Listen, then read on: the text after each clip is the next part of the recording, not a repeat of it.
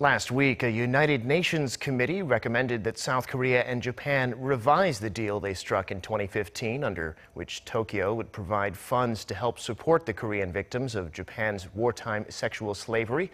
Revision to make sure the victims get not only compensation, but reconciliation and truth. Well, Japan is now said to be preparing to file an objection, saying the deal is fine as it is. Unshin reports. In the coming days, Japan is expected to lodge a formal objection to the UN Committee Against Torture's call last week for Seoul and Tokyo to revise their agreement. Japanese news outlet Yomiuri Shimbun reported Thursday that government officials are preparing a statement against the committee's recommendation, saying there's no need to renegotiate the deal. The agreement was reached in 2015 and included a financial contribution by Japan of some $8.8 million to a South Korean fund for the victims of Tokyo's past wartime sexual enslavement of Korean women.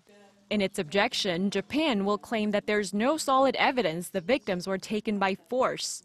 However, many in Korea, including the victims, their family members, and the newly elected President Moon Jae-in, have refused to recognize the deal as proper compensation. President Moon hinted last week at scrapping the controversial deal in his first phone call with Japanese Prime Minister Shinzo Abe. And the UN committee's suggestion is expected to back up the president's pursuit of a change, though the UN's decision is not legally binding and Japan has no obligation to comply. The president has been very vocal about seeking an annulment or renegotiation of the controversial agreement since before he was elected, and the new administration's objective has gained momentum from the International Committee's recognition of the need for renegotiation.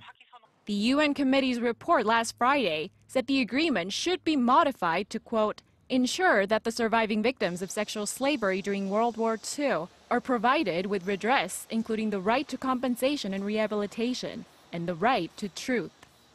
Unshin, Arirang News.